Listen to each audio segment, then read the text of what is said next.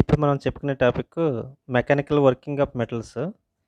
Mechanical working metals నుంచి మనకి ఈ సెట్ నుంచి 1 ఆర్ 2 మార్క్స్ రావడం జరుగుతుంది. దీంట్లో మనకి అంటే మెకానికల్ వర్కింగ్ ఆఫ్ మెటల్స్‌లో 2 టైప్స్ ఉంటది. Cold working, hot working. దీంట్లో ఏంటంటే మనకి ఈ కోల్డ్ వర్కింగ్ గాని, హాట్ వర్కింగ్ గాని మాల్ మెషినింగ్స్‌లో లాగా మనకి మెటల్స్‌ని రిమూవ్ చేయడం గాని, అలాగే మెటల్‌ని యాడ్ చేయడం గాని, అంటే ఇందులో ఎటువంటి మెటీరియల్ రిమూవల్ రేట్ ఉండదు. ఉన్న మెటీరియల్స్‌నే సేమ్ వాల్యూమ్‌నే మనం డిఫార్మేషన్ తీసుకొచ్చి డిజైర్డ్ షేప్ అనేది తీసుకురావడం జరుగుతుంది. అంటే ఇది purely depends on plastic deformation అనమాట. అంటే మనకి మెటీరియల్స్‌ని ప్లాస్టిక్ డిఫార్మేషన్ ద్వారా డిఫరెంట్ ఆబ్జెక్ట్స్‌ని ఎలా మ్యానుఫ్యాక్చరింగ్ చేస్తామన్నది దీంట్లో ఉంటది. దీంట్లో ఏంటంటే మనకి హాట్ వర్కింగ్ దీంట్లో మనకి ఫస్ట్ కేటగిరీ వచ్చేసరికి హాట్ వర్కింగ్‌లో మనకి it is defined as the plastic deformation of metal above recrystallization temperature but below the melting point. అంటే మనం మెటల్‌ని హాట్ వర్కింగ్‌లో హీట్ చేస్తాం. ఎంతవరకు అంటే మెల్టింగ్ పాయింట్ వరకు హీట్ చేయవసరం లేదు. రీక్రిస్టలైజేషన్ టెంపరేచర్ వరకు హీట్ చేస్తే చాలు. అసలు రీక్రిస్టలైజేషన్ టెంపరేచర్ ఏంటంటే మనకి ఇక్కడ న్యూ గ్రెయిన్స్ ఫామ్ అవుతాయి అన్నమాట. మెటల్‌ని హీట్ చేస్తున్నప్పుడు ఏ టెంపరేచర్ దగ్గర అయితే మనకి మెటల్‌ని హీట్ చేస్తున్నప్పుడు అక్కడ న్యూ గ్రెయిన్స్ ఫామ్ అవుతాయో దాన్ని రీక్రిస్టలైజేషన్ టెంపరేచర్ అంటారు. ఆ టెంపరేచర్ దగ్గర హీట్ చేసి మనకి ఇక్కడ ఫోర్సెస్‌ని అంటే కంప్రెసివ్ ఫోర్స్ గాని లేకపోతే టెన్సైల్ ఫోర్స్ గాని యూజ్ చేసి ఆ యొక్క మెటల్‌లో ఉన్న గ్రెయిన్స్‌ని ఒక ఆర్డర్‌లో తీసుకురావడం అంట. అంటే గ్రెయిన్స్ అనేది చేంజెస్‌ని తీసుకురావచ్చు. అక్కడ గ్రెయిన్స్ అనేది చేంజ్ అవుతుంది గ్రెయిన్ సైజ్. దాన్ని రీక్రిస్టలైజేషన్ టెంపరేచర్ అంటాం. దీంట్లో మనకి అడ్వాంటేజెస్ చూసుకున్నట్టయితే మనకి హార్డ్ వర్కింగ్ యొక్క advantages the process is quickly and economical. ఫాస్ట్‌గానే అవుతది. ప్రాసెస్ ఫాస్ట్‌గానే అవుతది. అలాగే డిఫార్మేషన్ అక్కర్స్ లెస్ ఫోర్సెస్. ఇందులో డిఫార్మేషన్ మనం హీట్ చేసిన ఆబ్జెక్ట్స్‌ని వాడుతున్నాం కాబట్టి ఆ హీట్ చేసిన ఆబ్జెక్ట్స్‌కి తక్కువ ఫోర్స్ దగ్గర బెండ్ అవుతుందనమాట. అంటే తక్కువ ఫోర్స్ కావాలన్నమాట. అలాగే మెకానికల్ ప్రాపర్టీస్ ఎగ్జామ్స్‌లో ఇది అడుగుతున్నాడు. హార్డ్ వర్కింగ్ వల్ల ఏ ప్రాపర్టీస్ ఇంప్రూవ్ అవుతాయంటే మనకి డక్టిలిటీ, ఎలాంగేషన్, టఫ్‌నెస్. ఈ 3 ప్రాపర్టీస్ ఇంప్రూవ్ అవుతాయన్నమాట. అలాగే this process is suitable for all types of commercial metals. Commercial metals అంటే మనకి మైల్డ్ స్టీల్ గాని, రాట్ ఐరన్ గాని, ఇలాంటి ప్లెయిన్ కార్బన్ స్టీల్స్ ఇలాంటి ఏ స్టీల్ అయినా సరే మనకి ఏ మెటల్ అయినా సరే అదే అల్యూమినియం అలాయ్స్ కానీ ఇలాంటి మెటల్స్ అన్నిటికి సూటబుల్ అవుద్ది. అలాగే blow holes, cracks are eliminated. మనకు వచ్చిన రా మెటీరియల్‌లో గనక ఈ బ్లో హోల్స్ కానీ, క్రాక్స్ కానీ ఉంటే గనక ఇవి రోలింగ్ చేస్తాం కాబట్టి హాట్ రోలింగ్ గాని, హాట్ ఫోర్జింగ్ గాని లేకపోతే హాట్ ఎక్స్ట్రూజన్ ప్రాసెస్ చేసినప్పుడు మనకి ఈ రోలింగ్‌లో గాని, అట్లలో గాని ఈ క్రాక్స్ గాని అవి బ్లో హోల్స్ ఉంటే ఏమైనా ఎలిమినేట్ అయిపోతాయన్నమాట. హార్డ్ వర్కింగ్‌లో అది మెయిన్ అడ్వాంటేజ్. అందుకని blow holes, cracks are eliminated. Drawbacks చూసుకున్నట్టయితే దీంట్లో మనకి టూలింగ్ కాస్ట్ బాగా ఎక్కువగా ఉంటది. ఎందుకంటే హై టెంపరేచర్ దగ్గర చేస్తాం కాబట్టి డైస్ గాని వాటిలకి గాని కాస్ట్ ఎక్కువగా ఉంటది. Poor surface finish. Surface finish అంత కరెక్ట్‌గా అక్యురేట్‌గా ఉండదనమాట. Close tolerances cannot be achieved. మనకు అనుకున్న డైమెన్షన్స్ అంత రీచ్ అవ్వవు. కాబట్టి close tolerances cannot be achieved అంటున్నమాట. అలాగే life of equipment is less. అదే లైఫ్ అంటే ఇక్కడ మనకి హై టెంపరేచర్ దగ్గర వర్క్ చేస్తున్నాయి కాబట్టి ఇక్కడ ఈ టూల్స్ లైఫ్ అనేది ఎక్కువ కాలం ఉండవనమాట. తొందరగా డ్యామేజ్ అవుతూ ఉంటాయి. అలాగే స్కిల్డ్ ఆపరేటర్ అనేది అవసరం అవుతుందన్నమాట. ఎక్కువగా అదే ట్రైన్డ్ అయ్యి ఉండాలి కంపల్సరీగా ఆపరేటర్ ఉన్నవాడు. ఎందుకంటే హై టెంపరేచర్ దగ్గర వర్క్ చేస్తారు. అలాగే డైస్ కూడా మెయింటైన్ చేయడం కష్టం కాబట్టి ఇవి స్కిల్డ్ ఆపరేటర్ కంపల్సరీ కావాలి హార్డ్ వర్కింగ్‌కి. కోల్డ్ వర్కింగ్ చూసినట్టయితే నెక్స్ట్ అదే హార్డ్ వర్కింగ్‌లో కూడా స్కేల్స్ అనేది ఫామ్ అవుతది. స్కేల్స్ అంటే మనకు ఫోర్జింగ్‌లో కూడా వస్తది. ఆక్సిడేషన్ వల్ల స్కేల్స్ అనేది రస్ట్‌లాగా పట్టి మనకి స్కేల్స్ అనేది ఫామ్ అవుతది. అదే ఒక మెయిన్ డ్రాబ్యాక్ హార్డ్ వర్కింగ్‌కి. నెక్స్ట్ కోల్డ్ వర్కింగ్ చూసుకున్నట్టయితే it is defined as the plastic deformation of metal below the recrystallisation temperature. Recrystallisation temperature కన్నా తక్కువ ఉండి అక్కడ వర్క్ చేస్తే కనుక దాన్ని కోల్డ్ వర్కింగ్ అంటాం. జనరల్‌గా మోస్ట్ ఆఫ్ 90% కోల్డ్ వర్కింగ్స్ అన్నీ రూమ్ టెంపరేచర్ దగ్గర చేస్తాం.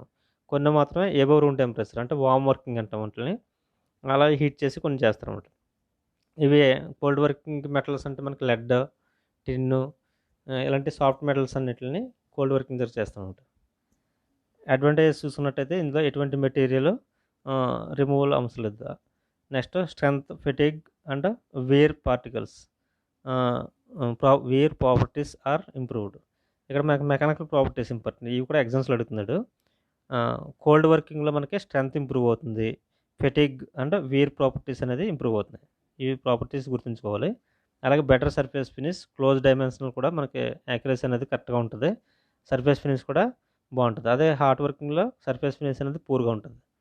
డ్రాబ్యాక్స్ చూసుకున్నట్టయితే దీంట్లో ఎక్కువ ఫోర్స్ కావాలి. హార్డ్ వర్కింగ్‌లో అయితే మనం హీట్ చేస్తాం కాబట్టి తక్కువ ఫోర్స్‌కి అయితే డిఫార్మ్ అవుతుంది. దీంట్లో వచ్చేసరికి కొంచెం ఎక్కువ ఫోర్స్ కావాలి.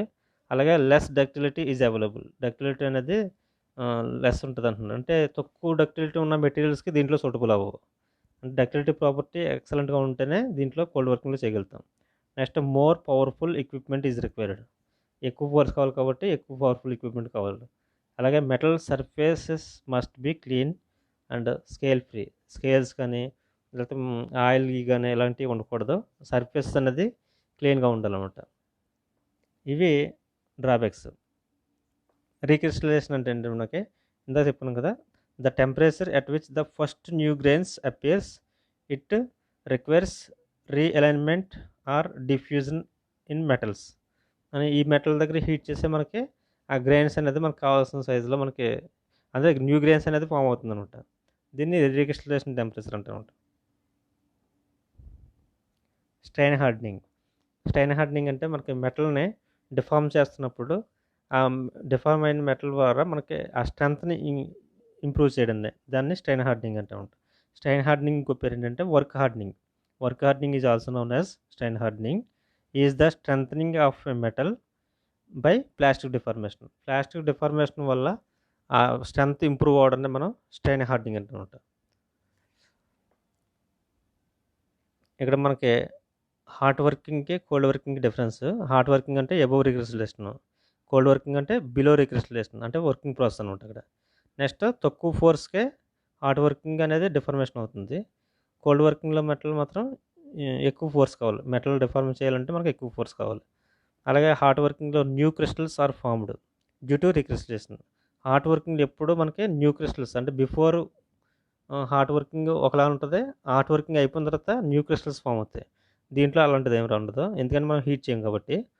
నెక్స్ట్ బ్లో హోల్స్ గానీ, పోరోసిటీ, క్రాక్స్ అలాంటివి ఉన్నప్పుడు ఇవి ఎలిమినేట్ అయిపోతాయి హాట్ వర్కింగ్‌లో. అలాగే కోల్డ్ వర్కింగ్‌లో వచ్చేసరికి excessive cold working can be lead to production of propagation of cracks. ఇంకా మనకి క్రాక్స్ ఎలిమినేట్ కావు. ఇంకా ఏమైనా క్రాక్స్ ఉంటే కూడా ప్రొడ్యూస్ అవ్వచ్చు. అంటే అలాంటి బ్లో హోల్స్ కానీ, క్రాక్స్ కానీ ఉంటే ఎలిమినేట్ అవ్వవు దీంట్లో కోల్డ్ వర్కింగ్‌లో. హాట్ వర్కింగ్‌లో అయితే అలాంటివి ఉంటే ఎలిమినేట్ అవుతాయి. Next difficulty handling requires heat resistant tools. ఇక్కడ మనం మెటీరియల్ హ్యాండ్లింగ్ అనేది డిఫికల్ట్‌గా ఉంటది. ఎందుకంటే హీటెడ్ కాంపోనెంట్స్ కాబట్టి మెటీరియల్ హ్యాండ్లింగ్ అనేది డిఫికల్ట్. ఇందులో అలాంటిదేమి ఉండదు. మనకు మెటీరియల్ హీట్ ఉండదు కాబట్టి. నెక్స్ట్ డైమెన్షనల్ యాక్యురసీ అనేది పూర్‌గా ఉంటది హాట్ వర్కింగ్‌లో. కోల్డ్ వర్కింగ్‌లో వచ్చేసరికి డైమెన్షనల్ యాక్యురసీ ఎక్సలెంట్‌గా ఉంటది.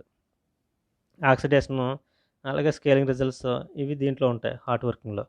కోల్డ్ వర్కింగ్‌లో అలాంటివి ఏమి ఉండవు. మనకి టైప్స్ చూసుకున్నట్టయితే మనకి hot working, cold work mechanical వర్కింగ్‌లో hot working, cold working 2 types. దీంట్లో హాట్ వర్కింగ్‌లో forging, rolling, extrusion, spinning, drawing, tube piercing ఇవి హాట్ వర్కింగ్. కోల్డ్ వర్కింగ్ వచ్చేసరికి drawing, coining, sizing, extrusion, squeezing, bending, shearing ఇవి కోల్డ్ వర్కింగ్ అనమాట. Cold వర్కింగ్‌లో మనకి ఇవన్నీ మళ్ళీ షీట్ మెటల్‌లో వస్తాయి మనకి. షీట్ మెటల్ అనేది కోల్డ్ వర్కింగ్ ప్రాసెస్. అక్కడ మనకి షీట్ మెటల్ ఆపరేషన్స్‌లో ఇవన్నీ వస్తాయి కాబట్టి దీంట్లోను కూడా హాట్ వర్కింగ్‌లో కూడా కంబైన్డ్‌గా ఉంటాయి. ఇప్పుడు రోలింగ్ ఉందనుకోండి, హాట్ రోలింగ్ ఉంటది, కోల్డ్ రోలింగ్ ఉంటది. అలాగే ఎక్స్ట్రూజన్ ఉందనుకోండి, హాట్ ఎక్స్ట్రూజన్, కోల్డ్ ఎక్స్ట్రూజన్ ఇలాంటి డిఫరెంట్ టైప్స్ ఉంటాయి. ఒకసారి చూద్దాం. ఇక్కడ హాట్ వర్కింగ్ ఆపరేషన్స్‌లో వచ్చేసరికి మనకి ఇయి డిఫరెంట్ టైప్స్ ఇందాక వచ్చినాయి కదా!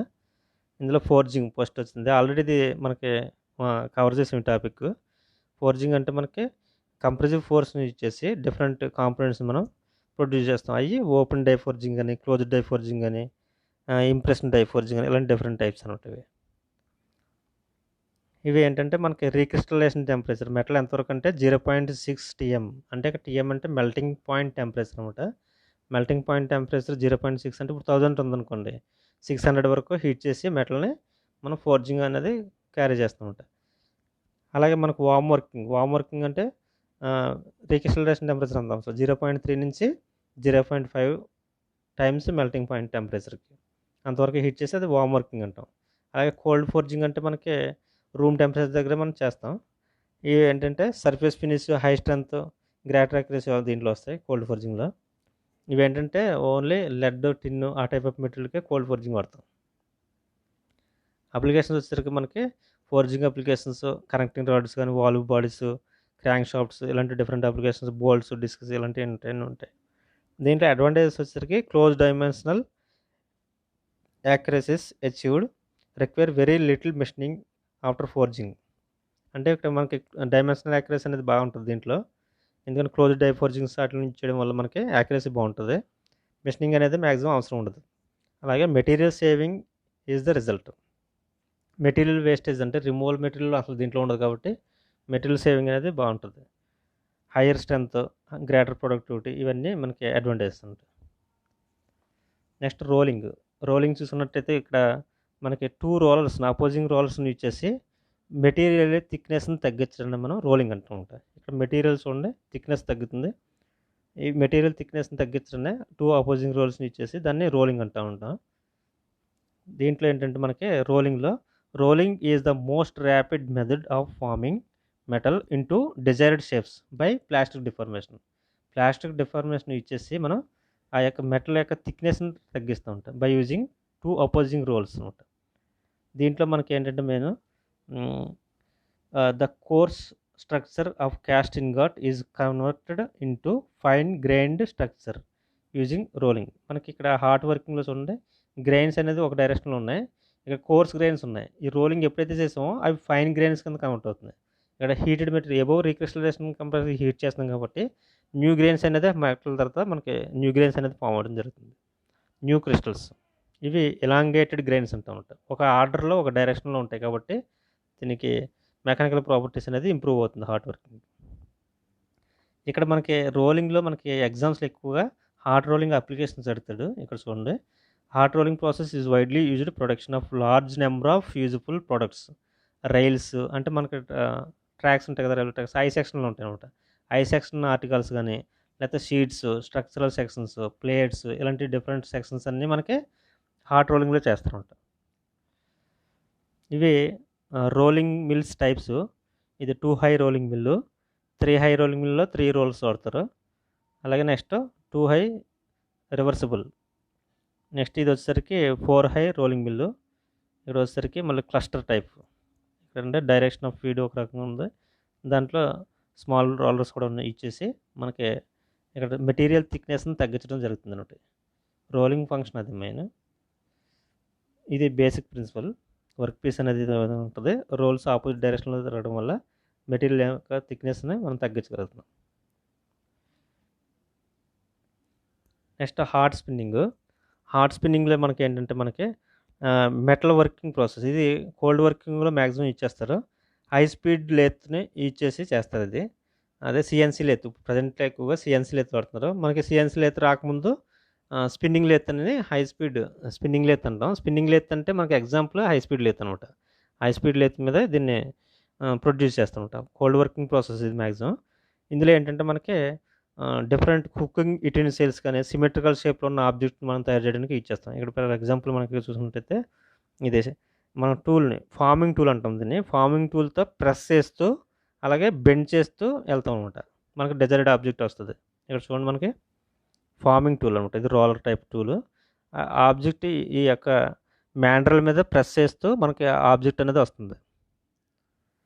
ఇది మనకి ఇక్కడ ఎలా ఉంటుంది షేపు, ఫస్ట్ సెకండ్ టర్మ్ అలా ఫైనల్గా వచ్చేసరికి కాంపోనెంట్ వస్తుంది. ఇందులో ఏంటంటే 2 టైప్స్ ఆఫ్ ఆపరేషన్స్ ఇన్వాల్వ్ అయి ఉంటాయి. ఇది ఎగ్జామ్స్లో చాలాసార్లు అడుగుతుంటారు. స్పిన్నింగ్ ఆపరేషన్స్లో మనకి మెటల్ స్పిన్నింగ్లో బోత్ ఇక్కడ మనం ఏం చేస్తున్నాం, స్ట్రెచ్ చేసుకుంటూ ప్లస్ బెండింగ్ చేస్తాం అనమాట. స్ట్రెచ్చింగ్ అండ్ బెండింగ్ని యూజ్ చేస్తాం అనమాట. అది చాలాసార్లు ఎగ్జామ్స్లో అడుగుతున్నాడు. ఫస్ట్ ఆప్షన్లో స్ట్రెచ్చింగ్ ఇస్తాడు, సెకండ్ ఆప్షన్లో బెండింగ్ ఇస్తాడు, థర్డ్ ఆప్షన్లో both stretching and bending only compression అని ఇస్తాడు. అంటే మనకి ఇక్కడ ఏంటంటే స్ట్రెచ్చింగ్ అండ్ బెండింగ్ చేసి మనం స్పిన్నింగ్ ఆపరేషన్లో ఇచ్చేస్తాం అనమాట. ఈ డిఫరెంట్ ఆర్టికల్స్ని మనం స్పిన్నింగ్ ఆపరేషన్లో ప్రొడ్యూస్ చేస్తాం. మనం ఇళ్లలో వాడతాం కదా కుకింగ్ యూటెన్సిల్స్, అవన్నీ స్పిన్నింగ్ ఆపరేషన్ ద్వారానే చేస్తాం. షీట్ మెటల్ ఆపరేషన్ ఉండేది, షీట్ మెటల్ కూడా వస్తుంది, ఇది స్పిన్నింగ్ ఆపరేషన్. ఇక్కడ చూసుకున్నట్టయితే మనకి it is the metal working process by which the disc or tube metal rotated high speed and formed into axially symmetric art. Symmetrical షేప్లో ఉన్న కాంపోనెంట్స్ని చేయడానికి యూజ్ చేస్తూ ఉంటాం. ఇక్కడ ఏంటంటే స్ట్రెచ్చింగ్ అండ్ బెండింగ్ బాగా గుర్తుంచుకోండి, ఆపరేషన్ యూజ్ చేసి మనం ఇక్కడ చేయడం జరుగుతుంది. ఫార్మింగ్ టూల్ అనమాట. ఇది ఏ మిషన్ మీద చేస్తారంటే హై స్పీడ్ లేత్, అంటే high speed spinning lathe. Next ring rolling. ఇది అంటే రోలింగ్ ప్రాసెస్‌కి ఎక్స్‌టెన్షన్ ఇది. ఇందులో రింగ్స్ అంటే మనకి డిఫరెంట్ టైప్స్ ఆఫ్ రింగ్స్‌ని లేకపోతే రిమ్స్ టైప్‌లో ఉన్న ఈటిల్ని ప్రొడ్యూస్ చేయడానికి ఎక్కువగా ఇది చేస్తుంది ఇది. ఇక్కడ ఏంటంటే ఐడిల్ రోలర్ ఉంటది. సెంటర్‌లో ఉన్నది ఐడిల్. ఇక్కడికొచ్చేసరికి డ్రివెన్ రోలర్ ఉంటది. దాంతో రోల్ చేస్తూ మనకి డైమెన్షన్ వచ్చే వరకు మనం చేస్తామన్నమాట. ఇందులో చూడండి ఒకసారి బేసిక్ ప్రిన్సిపల్ ఇది. దీంట్లో particular category of metal rolling in which ring of a small diameter roll into a precise ring of large diameter. అంటే ఇక్కడ స్మాల్ డయామీటర్ ఉన్న రింగ్ని లార్జ్ డయామీటర్ ఉన్న రింగ్ కింద కన్వర్ట్ చేయాలంటే రింగ్ రోలింగ్ వాడతాం అనమాట. This is accomplished by the use of two rollers ఇచ్చేస్తాం దీంట్లో. వన్ ఈజ్ డ్రైవెన్, ఒకటేమో డ్రైవ్ చేసేది, ఇంకోటేమో ఐడిల్, సెంటర్లో ఉండేది idle acting either side of the ring cross section. ఇలా రింగ్ క్రాస్ సెక్షన్ ఇలా రోల్ చేయడం వల్ల ఏమవుతుందంటే దీని యొక్క డయామీటర్ అలా ఉండి కొలిది పెరుగుతుంది రోలింగ్ చేసే కొలిది. మనకు కావాల్సిన డైమెన్షన్ వచ్చే వరకు దీన్ని రోల్ చేస్తాం అనమాట. ఇక్కడ చూసుకున్నట్లయితే ఇది ఈ ఈ రిమ్ యొక్క అంటే ఈ రింగ్ యొక్క థిక్నెస్ సమానంగా ఉండడం కోసం ఈ పక్కనే ఎడ్జింగ్ రోల్స్ పెట్టామన్నమాట. ఈ ఎడ్జింగ్ రోల్స్ వల్ల థిక్నెస్ పెరగదు.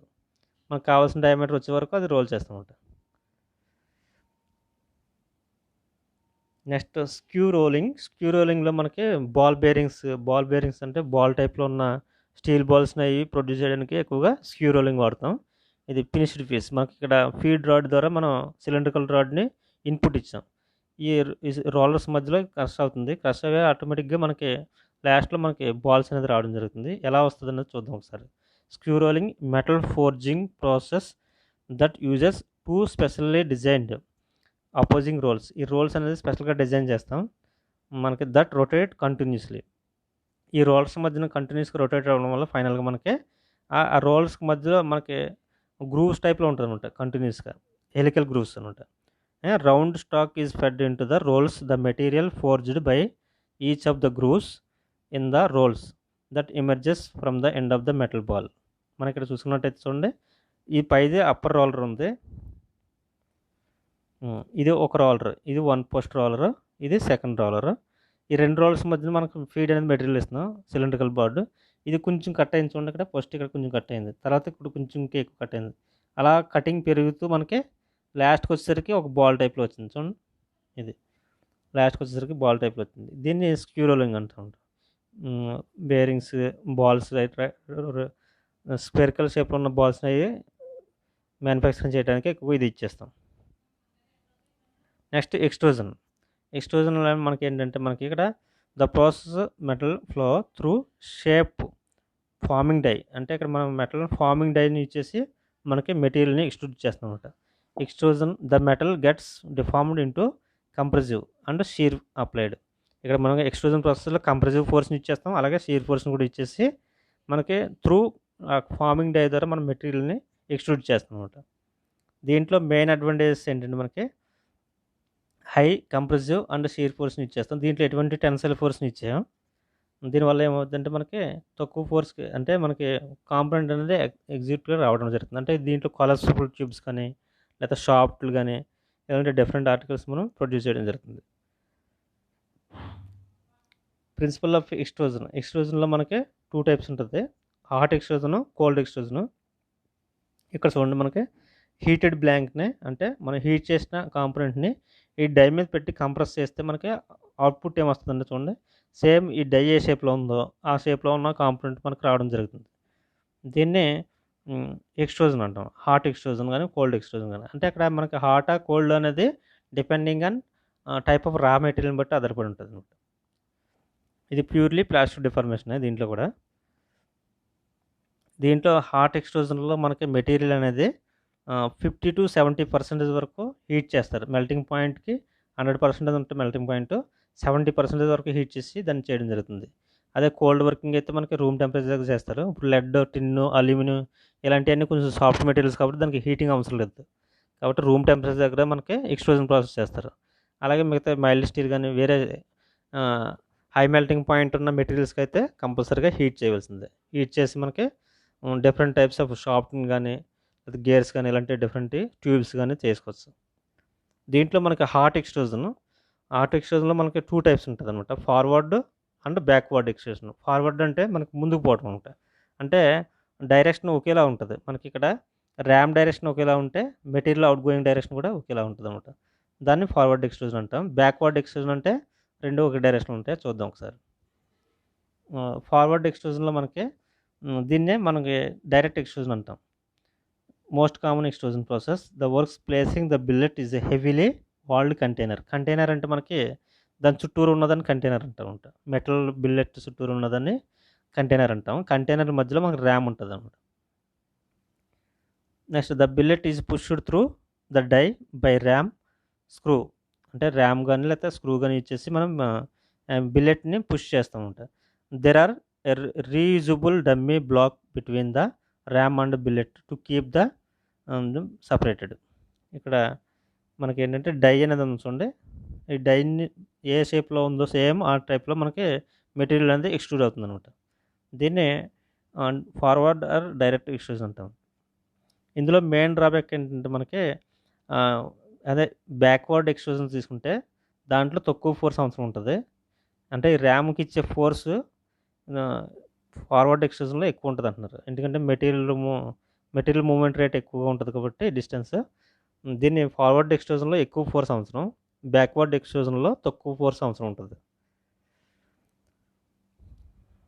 ఇది డైరెక్ట్ ఎక్స్ట్రూజన్. ఇది basic principle direct extrusion. Next backward ఎక్స్ట్రూజన్లో చూడండి మనకి హాలో టైప్స్ కూడా మనం దీంట్లో చేసుకోవచ్చు అనమాట. హాలో ట్యూబ్స్, కొలాప్సిబుల్ ట్యూబ్స్ కానీ ఇవి బ్యాక్వర్డ్ ఎక్స్ట్రూజన్లో చేస్తారు. ఇందులో చూడండి బ్యాక్వర్డ్ ఎక్స్ట్రూజన్లో the billet and container move together while the die is stationary. ఇక్కడ డై అనేది స్టేషనరీగా ఉంటుంది, బిల్లెట్ అండ్ కంటైనర్ రెండు మూవ్ అవుతాయి అనమాట. ఇలా మూవ్ అవడం వల్ల ట్యూబ్స్ కానీ అవి కానీ వస్తాయి అనమాట. ఇందులో చూడండి డై అనేది స్టేషనరీగా ఉంటుంది, కంటైనర్ ఇంకోటి బిల్లెట్ అనేది మూవ్ అవుతుంది. మనకి ఇక్కడ చూడండి ఇది కంటైనర్ అంటే ఇది డైరెక్షన్లో మూవ్ అవుతుంది. ఇది కంటైనర్. మనకి మెటీరియల్ ఫ్లో రేట్ కూడా ఈ డైరెక్షన్లో ఉంటుంది. ఇందులో the die is held in place of stem which has to longer than the container length. అంటే లాంగ్ స్టెమ్ ఉండడం వల్ల ఇది కంటైనర్ లెంత్ ఎక్కువగా ఉంటుంది అన్నమాట. Longer than the container length stem అనేది. నెక్స్ట్ ఇక్కడ చూడండి మీకు అర్థమవుద్ది. ఇండైరెక్ట్ ఎక్స్ట్రూజన్లో మనకి ఇది డై, ఇదంతా డై, ఇది కంటైనర్. మొత్తం హ్యాంగ్ లైన్స్ ఉన్నాయి కదా, ఇదంతా కంటైనర్ పార్ట్. మనకి హీటెడ్ బిల్లెట్ ఇక్కడ పెట్టాడు. ఇది ఎప్పుడైతే మనకి ఈ ఫోర్స్ ఇచ్చామో ఈ ర్యామ్ ద్వారా మనకి ఇక్కడ ఈ డై పోర్షన్ ఇక్కడ ఉంది కాబట్టి ఇది ఈ టైప్లో మనకు మెటీరియల్ రావడం జరుగుతుంది బ్యాక్ సైడ్. దీన్ని ఇండైరెక్ట్ ఎక్స్ట్రూజన్ అంటాం. ఇక్కడ ఆపోజిట్ డైరెక్షన్లో వస్తుంది, మెటీరియల్ ఫ్లో రేట్ అనేది ఆపోజిట్ డైరెక్షన్లో వస్తుంది. ఈ రెండింటికి కంపారిజన్ మనకి దీంట్లో తెస్తుంది. నెక్స్ట్ ఇంపాక్ట్ ఎక్స్ట్రూజన్ అనేది సాఫ్ట్ మెటీరియల్కి ఎక్కువగా ఇచ్చేయడం జరుగుతుంది.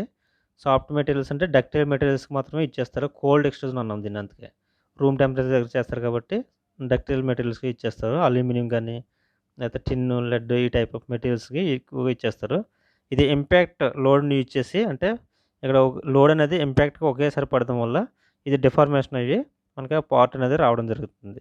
అంటే బాటిల్ క్యాప్స్ కానీ సెరమిక్స్, సిరప్స్ ఉంటాయి కదా, మెడికల్ వాటికి సంబంధించిన క్యాప్స్ వాటిని చేయడానికి, లేదా డ్రింక్ బాటిల్ క్యాప్స్ చేయడానికి ఎక్కువగా ఈ ఇంపాక్ట్ ఎక్స్ట్రూజన్ అనేది వాడతారు అనమాట. ఇందులో ఒకసారి చూసుకుంటే this method is safely used for making small work pieces from ductile మెటీరియల్స్కి మాత్రం ఇచ్చేస్తారు. The material is placed position into blind die.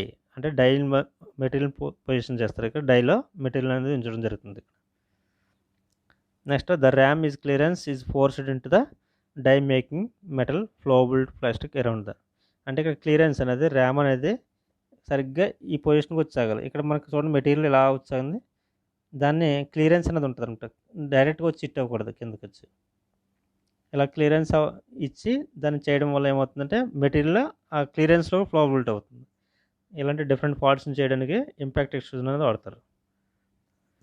దీంట్లో ఏంటంటే this method is restricted to soft metals, lead, aluminium, copper, tin ఈ type of మెటీరియల్స్కి ఎక్కువగా ఇది ఇచ్చేస్తారు. మనకి ఎగ్జామ్స్‌లో ఏంటంటే ఒక్కొక్కసారి అడుగుతాడనమాట. అల్యూమినియం గాని, కాపర్ గాని లేకపోతే లెడ్ అడుగుతున్నాడు. ఈ లెడ్ అనేది మనకి ఈ మెటీరియల్స్ అన్నీ మనకి రూమ్ టెంపరేచర్ దగ్గర మాత్రం డిఫార్మ్ చేసుకోవచ్చనమాట ఈజీగా. అంటే దీంట్లో ఎటువంటి మెటీరియల్ హీట్ అవసరం ఉండదనమాట. ఇవి ఇంపాక్ట్ ఎక్స్‌ట్రూజన్ డయాగ్రామ్.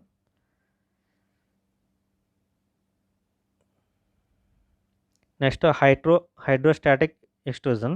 దీంట్లో ఏంటంటే మనకి billet is completely surrounded by pressurized liquid except where the billet contacts in the die.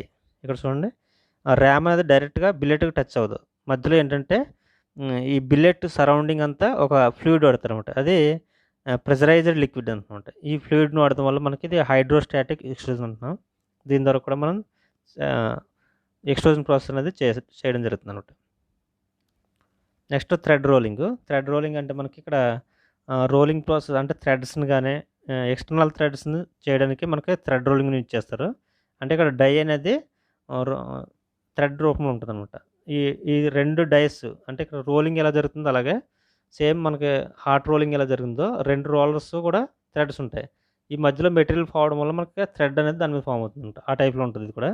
Thread rolling is a metal rolling process used extensively in manufacturing industry to produce screws, bolts and other fasteners. అంటే bolts కానీ, screws కానీ, other ఫెజనర్స్ produce చేయడానికి ఎక్కువగా ఇది ఇచ్చేస్తున్నాం. ఇది thread rolling. మనకి ఇక్కడ చూసుకున్నట్టయితే మనకి 2 డైస్, ఇదంతా డై అనమాట. ఇదో డై. ఈ డైస్కి చూడండి థ్రెడ్స్ ఉన్నాయి. ఈ థ్రెడ్స్కి మధ్యలో ఇది వర్క్ పీస్ అనమాట. ఇది వర్క్ పీస్. ఆ వర్క్ పీస్కి ఈ రోలింగ్ చేయడం వల్ల ఆటోమేటిక్గా ఆ డై మీద ఉన్న థ్రెడ్ అంతా దీని మీద ఫామ్ అవుతుంది అనమాట. దీన్నే మనం థ్రెడ్ రోలింగ్ అంటాం. ఇది ఓన్లీ ఎక్స్టర్నల్ థ్రెడ్స్కి అయితే యూజ్ చేస్తారు. ఇది మనకు బేసిక్ ప్రిన్సిపల్. 2 డైస్ మధ్యలో మనకి మెటీరియల్ కాంపౌండ్ రెడ్ కలర్లో ఉంది కదా, అది ఉంది. ఇది థ్రెడ్ రోలింగ్. నెక్స్ట్ బెండింగ్ అనేది షీట్ మెటల్లో కూడా వస్తుంది. డిఫరెంట్ వీ షేప్డ్ కానీ లేకపోతే ఎడ్జ్ షేప్డ్ 90 డిగ్రీస్లో బెండ్ చేయడానికి ఎక్కువగా ఇచ్చేస్తాం. ఇది పంచ్ అండ్ డై. అంటే వీ షేప్డ్ అంటే ఇక్కడ కింద ఉన్నది డై, పైన ఉన్నది పంచ్ ఇచ్చేసి మనం బెండ్ చేయడం జరుగుతుంది అనమాట. ఇది ఎక్కువగా మనకి ఇంక్లూడ్ బాక్స్ అంటే బ్రేక్స్ కానీ లేదా brake presses, other specialized machine presses వాటికి ఎక్కువగా ఇచ్చేస్తాం. ఇది ఈ బెండింగ్ ఆపరేషన్స్. నెక్స్ట్ డ్రాయింగ్లో మనకి ఏంటంటే మనకి ఇది కూడా డ్రాయింగ్ అనేది వస్తుంది. డీప్ డ్రాయింగ్, షాలో డ్రాయింగ్ కూడా వస్తుంది మన ఫోర్జింగ్లో. ఇందులో వచ్చేసరికి మనకు వైర్ డ్రాయింగ్ కూడా ఎక్స్క్లూడ్ అవుతుంది అనమాట. అంటే డ్రాయింగ్ అంటే మనకి యొక్క క్రాస్ సెక్షన్ అంటే డయామీటర్ని తగ్గించడం. అంటే దీంట్లో ఏంటంటే క్రాస్ సెక్షనల్ ఏరియాని తగ్గించి లెంత్ని పెంచడం డ్రాయింగ్ అంటాం అనమాట. డ్రాయింగ్లో చూడండి, the metal working process in which tensile ఫోర్స్ని యూజ్ చేస్తాం. టెన్సిల్ ఫోర్స్ని యూజ్ చేసి మెటల్ యొక్క క్రాస్ సెక్షన్ని తగ్గించి అంటే డయామీటర్ని తగ్గించి లెంత్ని పెంచుతాం అనమాట. As the metal drawn pulled stretches thinner into desired shapes and thickness. మనకి సరైన థిక్నెస్ వచ్చే వరకు దాన్ని టెన్సిల్ ఫోర్స్ని యూజ్ చేసి మనం మెటల్ని అనేది తయారు చేస్తున్నాం. ఇక్కడ ఏంటంటే మనకి 2 టైప్స్ ఉంటుంది. Sheet metal drawing, wire bar and tube drawing. Sheet metal drawing అంటే మనకి కప్ షేప్డ్ ఆర్టికల్స్ కానీ అవి కానీ చేస్తాం కదా, అవి. నెక్స్ట్ డ్రాయింగ్లో మనకి ఇక్కడ చూసుకున్నట్టయితే మనకు తెలుస్తుంది. ఇక్కడ వైర్ డ్రాయింగ్ చూడండి, ఇక్కడ సీక్వెన్స్ ఆఫ్ డైస్ పెట్టాం. ఈ డైస్లో మెల్లమెల్లగా ఒకేసారి తగ్గించకుండా మెల్లగా కొంచెం తగ్గించుకుంటూ మనకి కావాల్సిన డయామీటర్ వచ్చే వరకు వైర్ డ్రాయింగ్. ఇప్పుడు సపోజ్ 1 mm వరకు అనుకోండి, 1 mm వచ్చే వరకు ఎన్ని డైస్ పెట్టాలో అన్ని డైస్ పెట్టి ఫైనల్గా మనం ఆ ప్రోడక్ట్ అనేది తయారు చేస్తాం. అలా తయారు చేయడానికి మనం వైర్ డ్రాయింగ్. దీంట్లో సిరీస్ ఆఫ్ డైస్ అనేది యూజ్ చేయడం జరుగుతుంది వైర్ డ్రాయింగ్లో.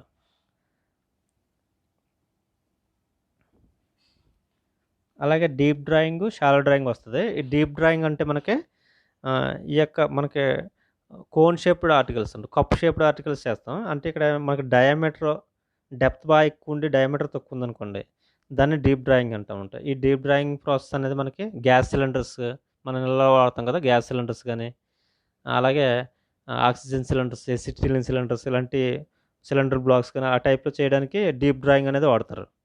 ఇందులో ఏంటంటే మనకి డెప్త్ అనేది ఎక్కువ ఉంటుంది, డయామీటర్ తక్కువ ఉంటుంది, అది డీప్ డ్రాయింగ్.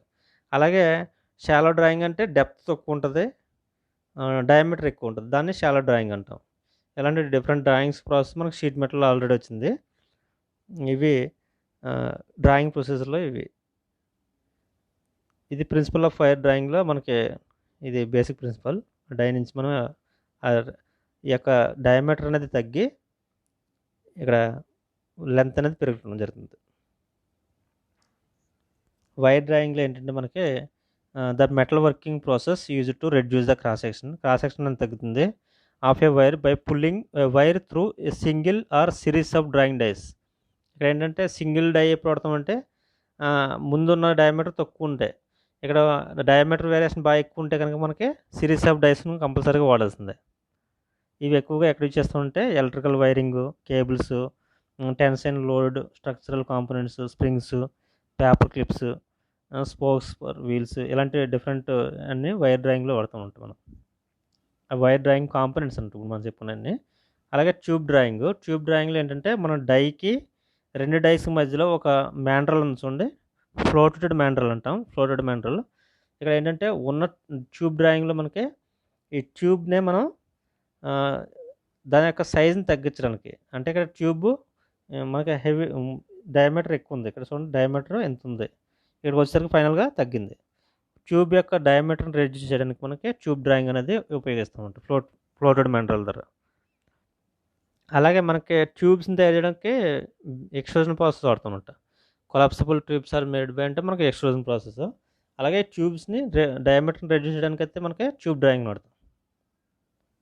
ఇలా ట్యూబ్ డ్రాయింగ్స్ ఉంటే metal working process size of the tube shrinking a large diameter tube into smaller one. అంటే లార్జ్ డయామీటర్ ఉన్న ట్యూబ్ని స్మాలర్ వన్ కింద మార్చడానికి మనం ట్యూబ్ డ్రాయింగ్లో వాడుతున్నాం.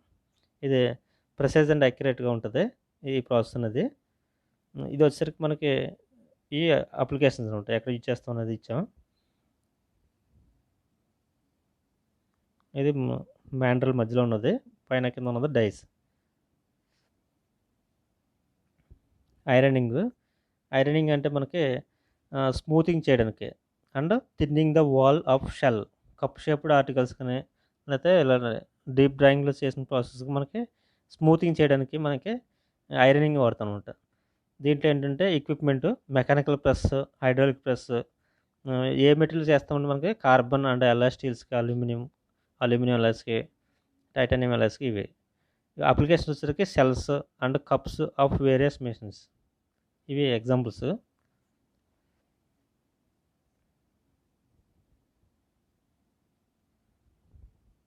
వైర్ డ్రాయింగ్లో మనం ఎంత చెప్పుకున్నాం కదా, సిరీస్ ఆఫ్ డైస్ని ఎలా యూజ్ చేస్తారనేది ఇక్కడ ఇచ్చాం. నెక్స్ట్ బ్లూమ్ అంటే బిల్లెట్ అంటే ఇవి కొంచెం టర్మినాలజీ మీకు. రా మెటీరియల్స్ మనం యూజ్ చేసే రా మెటీరియల్స్ బ్లూమ్ ఉందనుకోండి, the product first break down of ఇన్గాట్ని బ్రేక్ డౌన్ చేస్తే ఫస్ట్ వచ్చేది బ్లూము. దీని క్రాస్ సెక్షన్ ఏరియా వచ్చేసరికి 230 cm². చూడడానికి ఇలా ఉంటుంది. దీని క్రాస్ సెక్షనల్ ఏరియా 230 cm² ఉంటుంది. అలాగే బిల్లెట్ అంటే మనకి ఈ బిల్లెట్స్ని మనం హీటెడ్ బిల్లెట్స్ని వాడుతాం కదా రా మెటీరియల్స్ కింద, అది billet. It is the product of obtained from further reduction of hot rolling. మళ్ళీ దీన్ని హాట్ రోలింగ్ చేసిన తర్వాత మళ్ళీ వాడుతూ ఉంటుంది. దీని క్రాస్ సెక్షన్ ఏరియా ఎంత ఉంటుందంటే 40/40 mm². ఇది బిల్లెట్స్. నెక్స్ట్ స్లాబ్ వచ్చేసరికి మనకి it is the hot rolled ingot. దీని cross sectional area 100 cm² and width greater than or equal to 2 into thickness. ఇవి అంటే డిఫరెంట్ టర్మినాలజీ అనమాట.